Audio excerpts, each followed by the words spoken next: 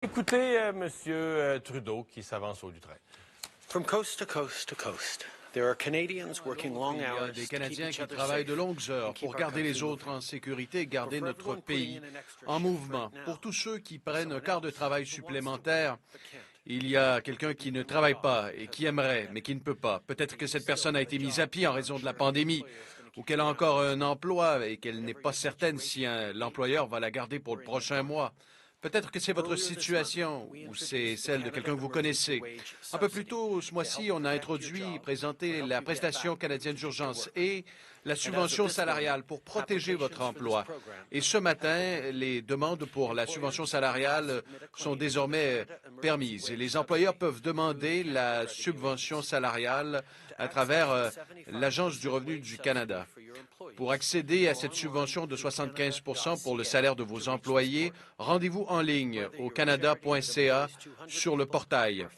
Que vous soyez un organisme de bienfaisance qui emploie 200 personnes ou encore une entreprise en démarrage qui en emploie 20, vous serez admissible jusqu'à 847 $ par semaine par employé et attendez-vous à cet argent bientôt.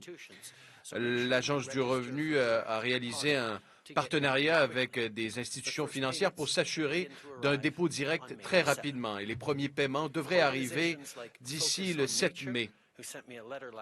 Pour les organisations comme Focus on Nature, qui m'ont envoyé une lettre la semaine dernière, c'est important. Parce qu'en raison de la COVID-19, ces organismes de bienfaisance, celui-ci en particulier de Guelph, aurait dû mettre à pied l'ensemble de ses employés. Mais en raison de la subvention salariale, eh bien, cette organisation pourra garder ses employés. Et évidemment, il y a plusieurs histoires comme celle-ci.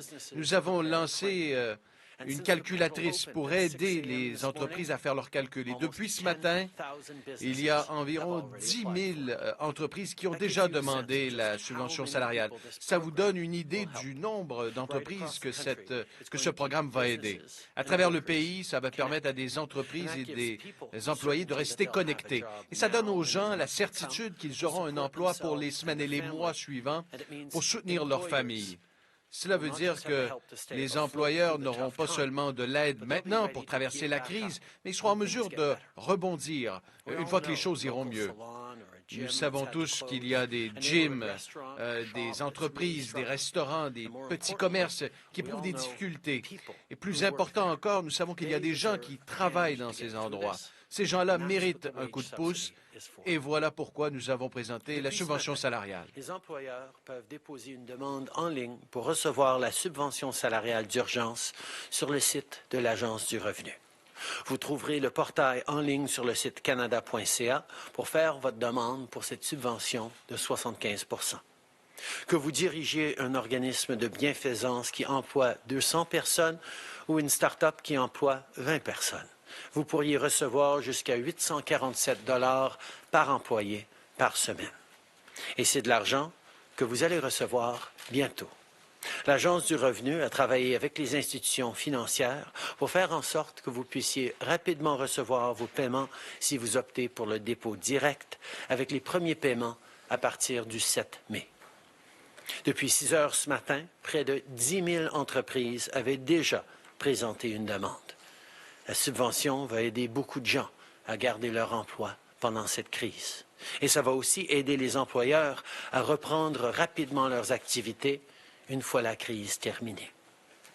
On a tous, pas loin de chez nous, un salon de coiffure ou un gym qui a dû fermer ses portes, un restaurant de quartier ou une petite boutique qui sont vraiment en difficulté. Et surtout, on connaît tous des gens qui travaillent dans ces endroits-là. Ils méritent un coup de main pour passer à travers et c'est à ça que sert cette subvention salariale. Mais c'est certain qu'un seul programme ne peut pas aider tout le monde. Si votre employeur ne peut pas vous réembaucher, si vous êtes un travailleur saisonnier, si vous ne pouvez pas trouver un job en ce moment, on va vous aider. Vous avez probablement déjà reçu votre premier chèque mensuel de la prestation canadienne d'urgence. Si vous en avez besoin pour le mois prochain, vous n'avez que vous rendre en ligne et confirmer que vous êtes toujours admissible. Mais souvenez-vous, vous ne pouvez pas garder et la subvention salariale et la prestation d'urgence, c'est l'un ou l'autre, pas les deux. Pour ce qui est des étudiants, On travaille avec les autres partis pour adopter un projet de loi qui va nous permettre d'instaurer les mesures qu'on a élaborées pour vous. On va poursuivre ce travail-là au Parlement. Notre première séance virtuelle aura lieu demain et une séance en personne aura lieu mercredi. Parallèlement, on va aussi donner aux provinces et territoires du financement pour augmenter les salaires des travailleurs essentiels. Ils font un travail incroyable et ils méritent d'être compensés justement. Les gens font face à des défis uniques en ce moment et il n'y a pas un seul programme qui puisse aider tout le monde. Alors on tente de couvrir la situation de tous les angles. Si votre employeur ne peut pas vous réembaucher, vous êtes un travailleur saisonnier, vous ne pouvez pas trouver de travail en ce moment, la prestation canadienne d'urgence est là pour vous. Vous avez probablement déjà reçu votre premier chèque et si vous avez besoin d'aide supplémentaire au cours du prochain mois, allez en ligne et confirmez que vous êtes toujours admissible et sans emploi. Je veux rappeler à tous que vous ne pourrez pas demander à la fois la subvention salariale et la prestation canadienne d'urgence.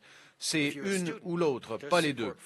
Si vous êtes un étudiant, il y a du soutien pour vous aussi. En ce moment, on travaille avec les autres partis afin de faire adopter cette législation. Le Parlement aura une première séance virtuelle demain et une séance en personne ce mercredi. Et si vous êtes un travailleur essentiel et que vous méritez une paie appropriée, eh bien, on va travailler là-dessus. On va tenter de, par exemple, avec le gouvernement ontarien qui a un plan de vous offrir du soutien supplémentaire. Et nous avons des discussions avec les provinces et les territoires pour s'assurer que les travailleurs essentiels puissent toucher un salaire décent. Comme je l'ai dit également samedi, nous collaborons en ce moment à élaborer des directives communes pour réouvrir l'économie. Différentes provinces et territoires pourront y aller à leur rythme, mais nous avons besoin d'avoir des efforts clairs, coordonnés, d'un océan à l'autre. Et peu importe où vous habitez, vous devez continuer de respecter les recommandations de la santé publique pour garder tout le monde en sécurité. On travaille aussi avec les provinces et les territoires en vue de rouvrir graduellement l'économie. Les réalités de chaque province et de chaque territoire sont uniques, mais on doit travailler ensemble pour assurer la sécurité de tous les Canadiens. On a tous hâte de revenir à notre vie normale, mais on doit le faire comme il faut, sinon on risque de perdre tous les progrès qu'on a réalisés jusqu'à maintenant. Alors, vous savez quoi faire. Restez chez vous. Continuez de vous laver les mains fréquemment. Et si vous devez sortir, restez à 2 mètres les uns des autres. À chaque jour, on se rapproche du moment où tout sera derrière nous. On se rapproche du moment où on pourra célébrer tous ensemble. On n'est pas encore rendu à ce moment-là. Persévérons ensemble, mes amis. Merci. Merci beaucoup, Monsieur le Premier ministre. On va commencer la période de questions par le téléphone aujourd'hui. Opérateur, c'est à vous. Thank you. Merci. Première question, Raymond Filion, TVA. À vous.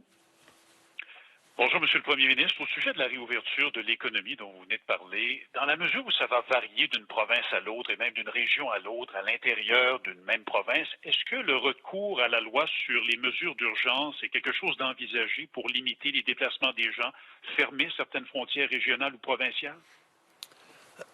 Comme j'ai toujours dit, j'espère ne pas en avoir besoin et je ne pense pas en avoir besoin jusqu'à ce point-ci. Les gens sont en train de suivre dans la grande mesure les instructions données par les provinces, par le pays, par nos experts en santé. Ils limitent leurs déplacements, ils restent chez eux et je pense que les gens savent à quel point c'est risqué de rouvrir ou de reprendre les activités trop rapidement parce qu'on pourrait perdre tous les gains qu'on a eus difficilement durant ces dernières semaines de confinement. Nous devons faire attention et je sais que les Canadiens le savent.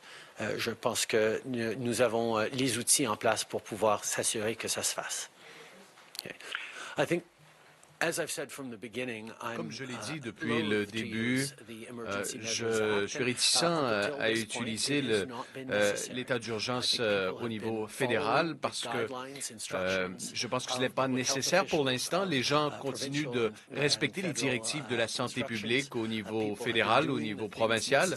Les gens font des choses nécessaires pour se garder en sécurité, garder en sécurité leurs voisins, les travailleurs de la santé, en limitant leur transport. Nous avons un éventail de directives que les gens respectent.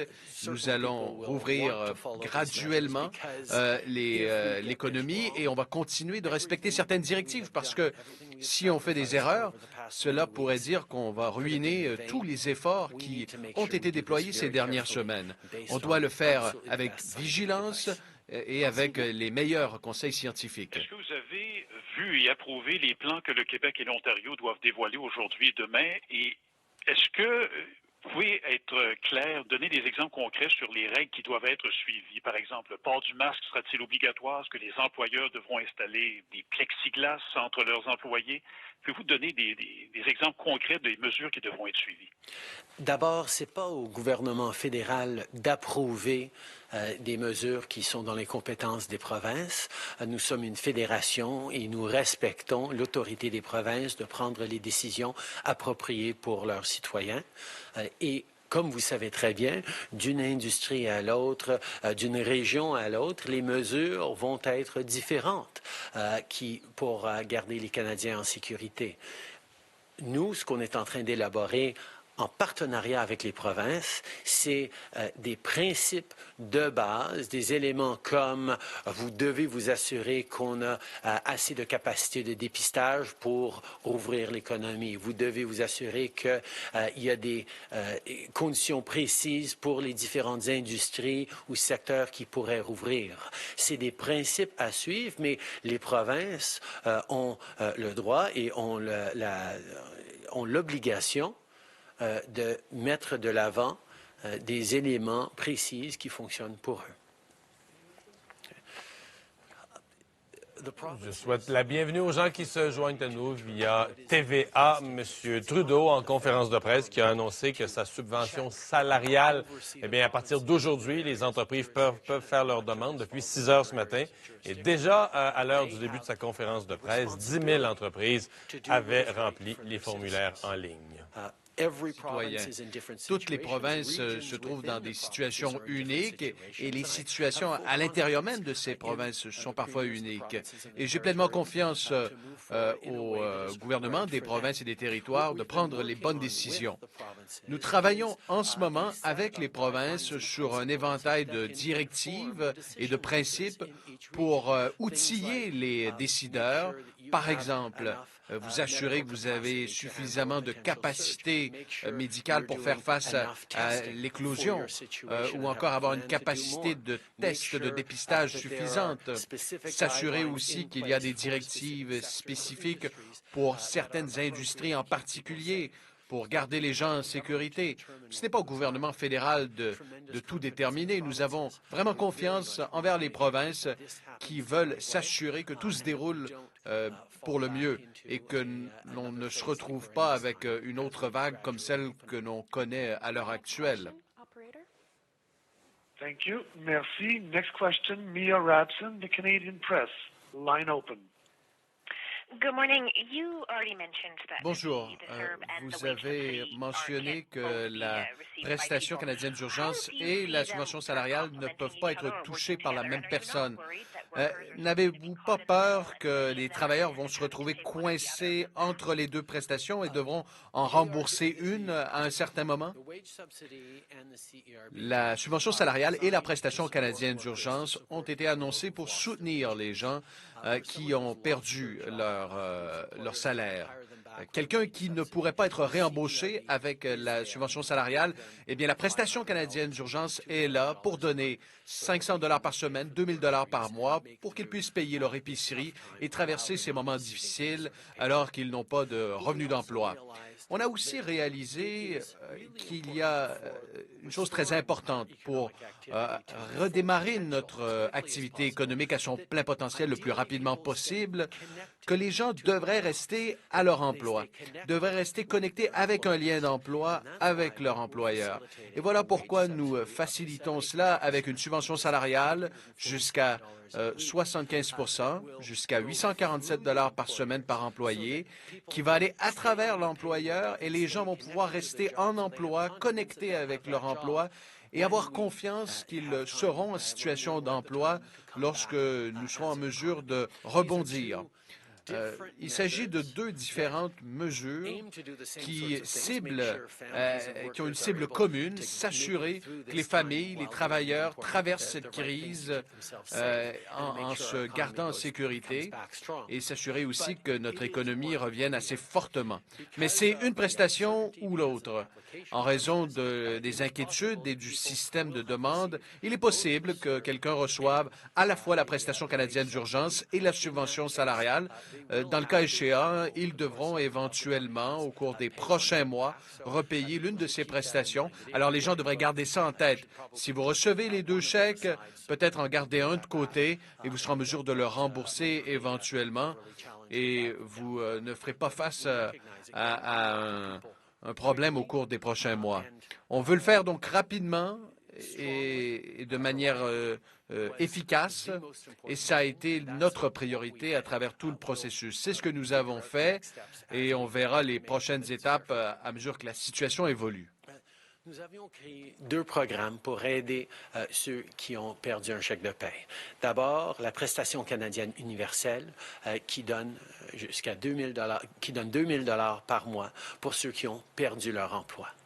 Mais on savait que dans l'idéal, les gens garderaient leur emploi pour pouvoir revenir en force quand l'économie rouvrira. Et donc, on a voulu pouvoir garder ce lien entre employeur et employé, et c'est pour ça qu'on a amené la subvention salariale. On va envoyer 75 % du salaire des travailleurs par semaine aux employeurs pour qu'ils continuent de pouvoir payer à 75 % jusqu'à 847 $ par semaine leurs employés, pour que quand l'économie rouvrira, les gens auront encore et toujours ce lien avec leur travail et vont savoir qu'ils ont une job à laquelle ils vont pouvoir revenir. Mais ces deux mesures sont l'un ou l'autre. Alors, avec l'application, c'est normal que certaines personnes auraient reçu les deux, mais il faut savoir qu'il va falloir repayer probablement la prestation canadienne d'urgence, si vous recevez les deux. Alors, mettez cet argent de côté et on va régler ça dans les mois à venir.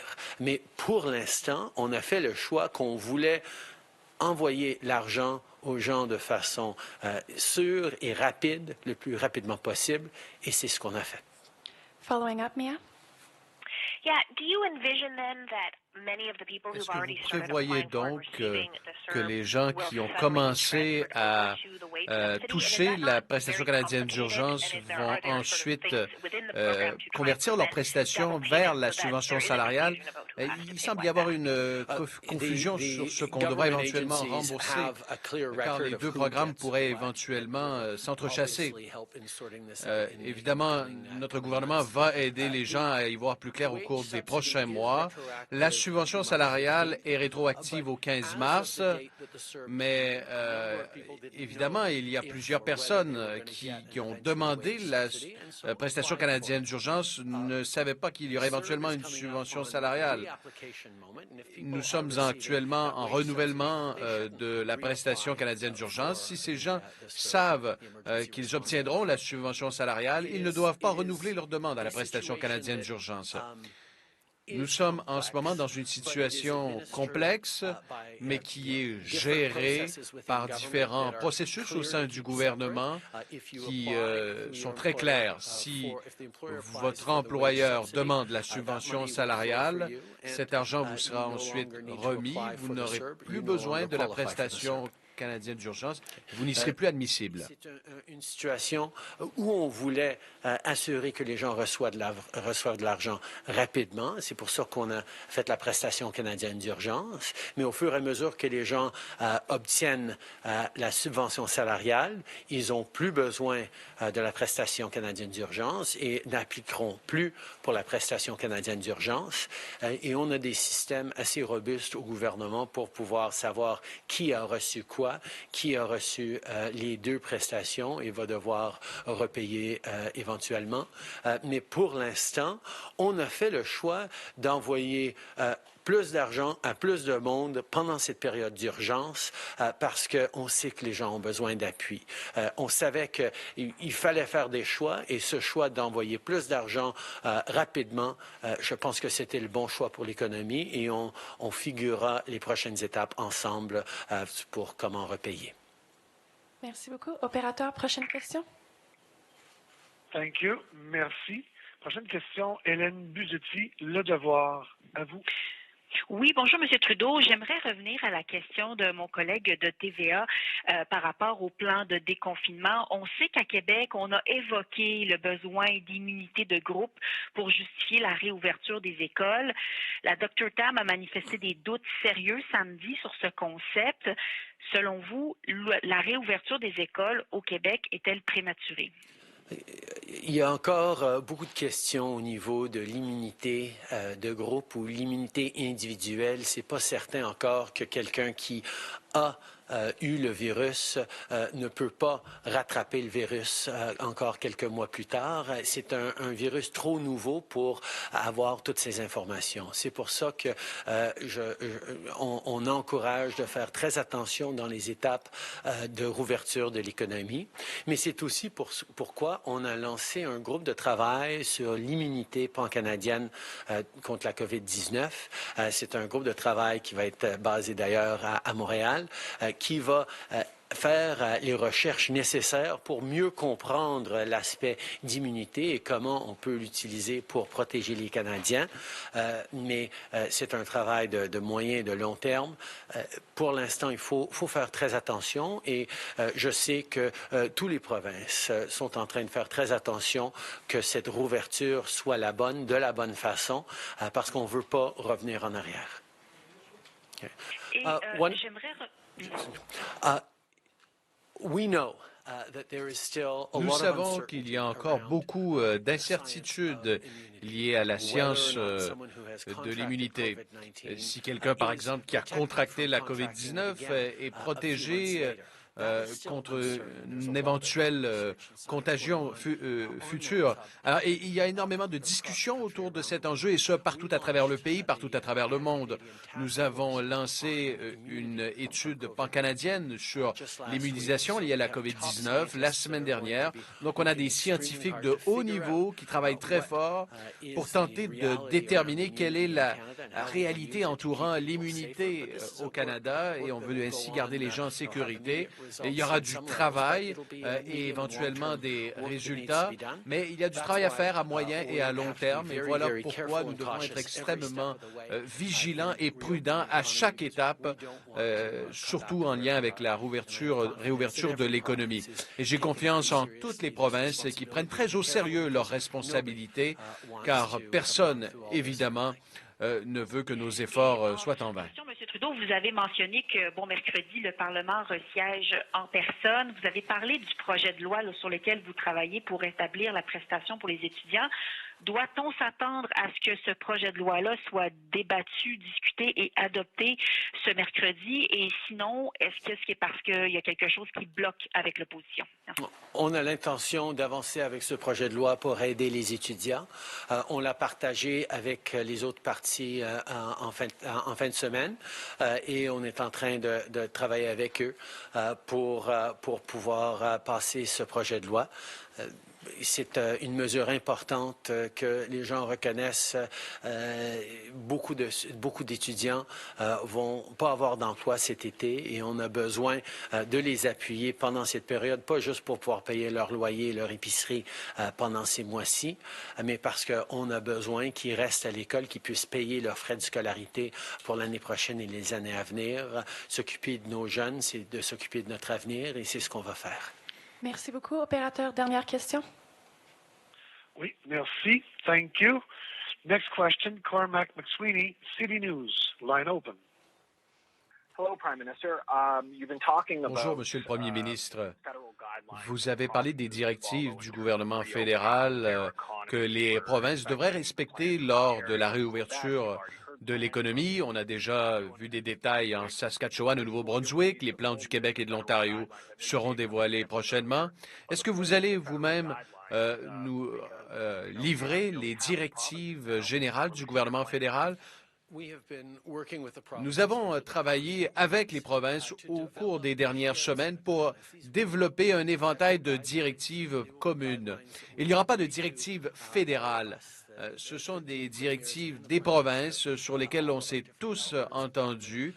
Et il y a différents paliers de gouvernement qui veulent avoir la même information pour aller de l'avant ensemble et donner aux Canadiens un cadre dans lequel ils puissent percevoir les différentes mesures. Et il y a donc une collaboration importante entre les territoires, les provinces, le gouvernement fédéral. Ça va continuer et on va continuer de travailler à finaliser ces directives générales qui pourront ensuite être rendues publiques au cours des prochains jours. Mais je peux vous dire que déjà, la réflexion qui a eu lieu autour de l'adoption de ces directives générales a inspiré énormément le plan des provinces pour la réouverture de l'économie. Et je me demande aussi, vous avez annoncé un plan de soutien pour les loyers commerciaux qui touchent les PME. Le premier ministre Doug Ford a aussi laissé entendre qu'il y aurait en Ontario un programme supplémentaire pour aider les bailleurs et les locataires. Est-ce que vous allez de l'avant avec d'autres mesures? Réponse. Nous reconnaissons qu'il y a des besoins importants pour les gens qui ont un loyer commercial et on a donc agi rapidement avec la prestation canadienne d'urgence et la subvention salariale. Les demandes, je le rappelle, peuvent être faites aujourd'hui. Cela va permettre aux Canadiens qui n'auront pas de revenus d'emploi au cours des prochaines semaines d'avoir un soutien. Et ça peut être utilisé justement pour le loyer, pour l'épicerie, pour un éventail de besoins. Il y a des provinces où le lien entre les propriétaires et les locataires, évidemment, c'est dans leur champ de compétences, veulent présenter une subvention pour les loyers résidentiels. Les provinces peuvent aller de l'avant. C'est leur décision. Et cela permettra de dégager une marge de manœuvre plus importante pour les locataires qui ont besoin d'argent pour payer leurs besoins. Pour ce qui est des loyers commerciaux, nous avons présenté une aide. Un des groupes qui demeure isolé et vulnérable, c'est le groupe des aînés. Il y a des gens qui ont des revenus fixes, qui reçoivent des revenus fixes, qui voient leurs dépenses augmenter, entre autres dans les pharmacies. Combien de temps ça va prendre avant que les aînés aient un soutien financier? Réponse. Nous avons voulu aider rapidement les gens qui avaient perdu leur chèque de paie et qui avaient des besoins urgents. On est donc allé de l'avant avec la subvention salariale et la prestation canadienne d'urgence. Ensuite, on a reconnu que les étudiants qui commencent souvent leur travail d'été au mois de mai, après avoir terminé leur année scolaire post-secondaire, il y avait un enjeu et on a agi rapidement. Et évidemment, les aînés font face à un haut niveau de vulnérabilité face à la COVID-19. Cette vulnérabilité vient du fait qu'ils sont isolés, il y a des enjeux de santé mentale et des difficultés parfois pour se procurer des aliments et avoir le soutien nécessaire. Nous sommes allés de l'avant avec un bon nombre de soutiens, mais nous explorons en ce moment davantage d'aide, possiblement pour les aînés qui reçoivent de faibles revenus en ce moment. Est-ce que vous pourriez nous parler des options sur lesquelles vous travaillez? Réponse. On explore, par exemple, le fait de soutenir des aînés à faible revenu qui doivent payer davantage en ce moment pour différents biens et services. On aura davantage à vous dire bientôt. Monsieur le Premier ministre, les municipalités sont durement touchées par la pandémie et est-ce que ça fait partie de vos discussions avec les provinces? Réponse.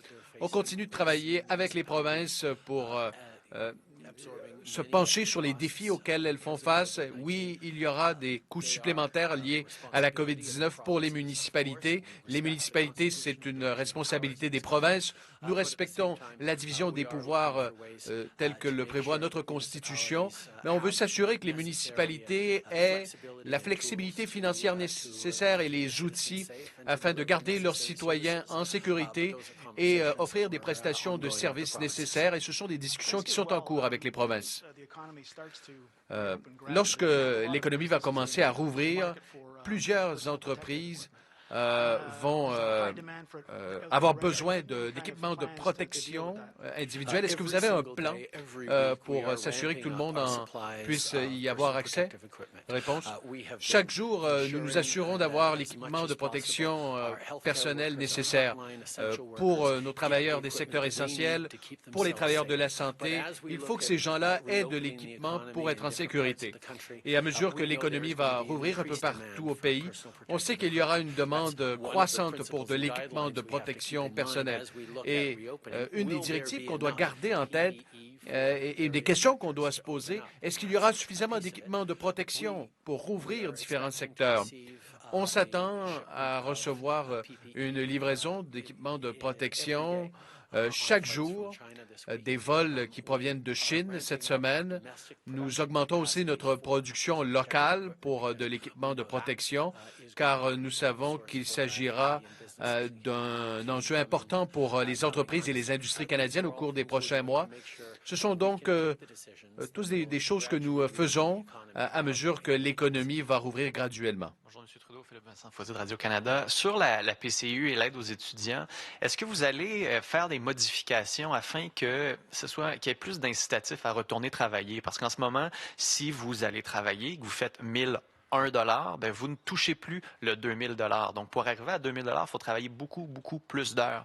Ce n'est pas vraiment un incitatif pour retourner travailler temps plein. Il y a des entrepreneurs, il y a des groupes qui nous disent que ce n'est pas en ce moment quelque chose qui favorise le retour au travail. Est-ce que vous allez les modifier, ces prestations-là? On est en situation de confinement maintenant à cause de la COVID-19.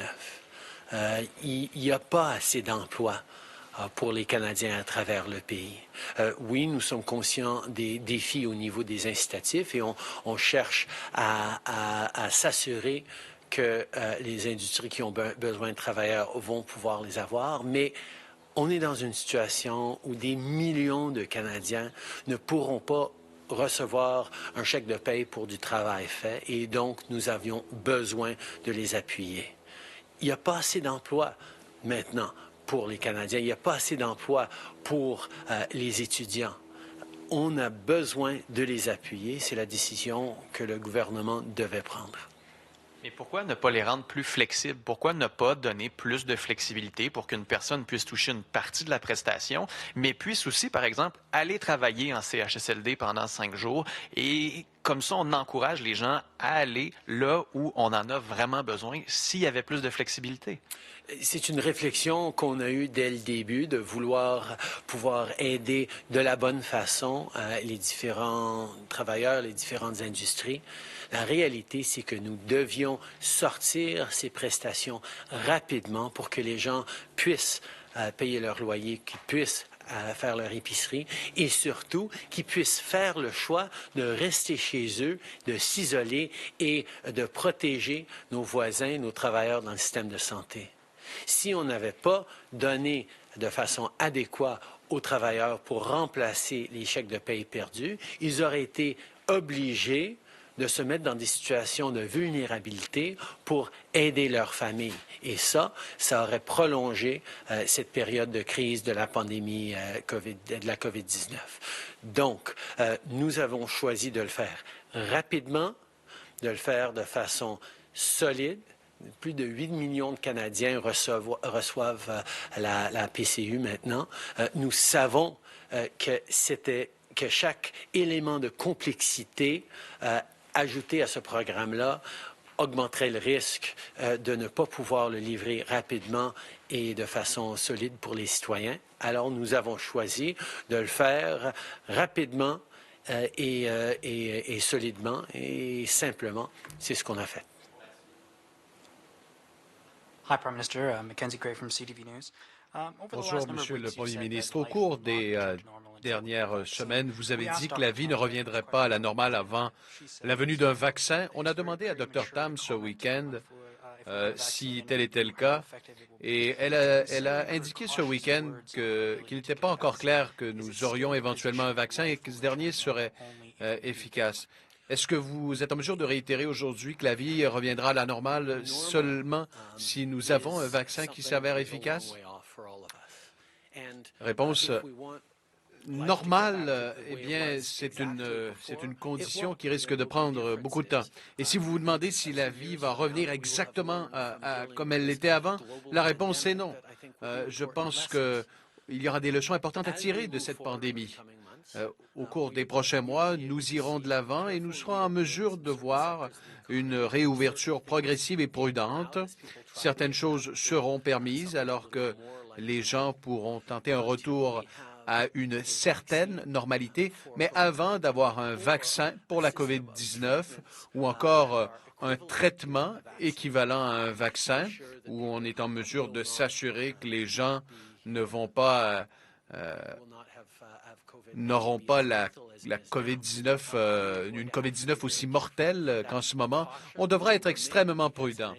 Et la prudence va demeurer, car si on assouplit trop nos mesures, on pourrait se retrouver dans une autre vague importante. On doit se rappeler de l'expérience de la grippe espagnole au début du siècle dernier. Le printemps avait été difficile, mais l'automne avait été horrible. Alors, à chaque étape, on doit être prudent et c'est ce sur quoi on se concentre en ce moment. Oui, il s'agit d'une disruption importante à notre vie, à notre économie. Et les efforts que nous déployons en ce moment ne doivent pas être en vain et on doit s'assurer de rester en sécurité au cours des prochains mois.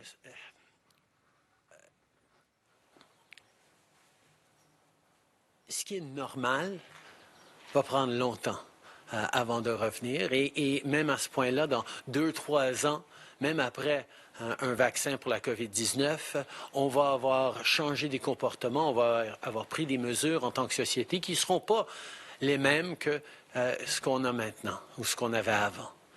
On va continuer d'évoluer, mais on va pouvoir reprendre certaines activités dans les mois à venir qui vont être moins pénibles que cette période de confinement absolu maintenant qu'on est en train de vivre. Mais il faut faire attention jusqu'à ce qu'on ait ou bien un vaccin ou bien des traitements qui sont l'équivalent d'un vaccin. Qui nous gardent en sécurité et qui nous permettent d'être moins inquiets par rapport à la propagation de la COVID-19. Mais d'ici ce point-là, on est toujours à risque de revoir une hausse, une explosion de cas si on ne fait pas attention, si on ne suit pas les conseils, les recommandations de la santé publique. Les historiens nous rappellent que l'épidémie de la grippe espagnole en 1918 a eu un printemps pénible, mais un automne désastreux. Et c'est à ce niveau-là que nous devons rester vigilants, nous devons faire très attention de ne pas perdre tous les gains qu'on a obtenus pour l'instant en limitant la propagation du virus. Plusieurs représentants et dirigeants d'entreprises ont émis l'idée d'avoir un passeport de santé pour déterminer si quelqu'un a eu déjà la COVID-19 et ainsi il pourrait recommencer à travailler. Cette idée de voir les Canadiens présenter leur information de santé pour retourner au travail, est-ce que c'est une idée avec laquelle vous êtes confortable? Réponse, je pense qu'il est prématuré de spéculer à propos de cette idée. Il n'y a aucune preuve en ce moment que d'avoir contracté la COVID-19 une fois vous protège de la contracter encore une autre fois quelques mois plus tard. C'est un nouveau virus et les scientifiques travaillent très fort là-dessus. Est-ce que la présence d'anticorps chez quelqu'un qui a déjà contracté le virus va le protéger de le contracter à nouveau? Et la vérité, c'est qu'on l'ignore en ce moment. Et on doit donc être extrêmement prudent parce que si on fait une erreur à ce niveau, cela va faire en sorte qu'on va trop assouplir nos directives et nos mesures et on va arriver avec une autre grosse vague importante et dévastatrice, non seulement pour les gens, pour notre économie, mais aussi pour tous ceux et celles qui, au cours des dernières semaines, ont fait des sacrifices importants.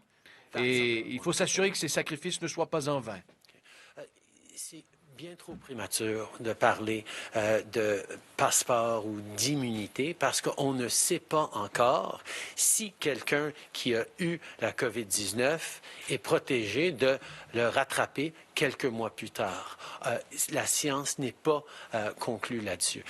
Peut-être qu'un jour, peut-être bientôt, on va le savoir, mais on ne le sait pas encore. Alors, ce serait pas prudent de baser nos réflexions sur cette idée d'immunité quand on ne sait pas que c'est une réalité encore. Merci beaucoup, Monsieur le Premier ministre. C'est ce qui met fin à la conférence de presse d'aujourd'hui. Merci tout le monde.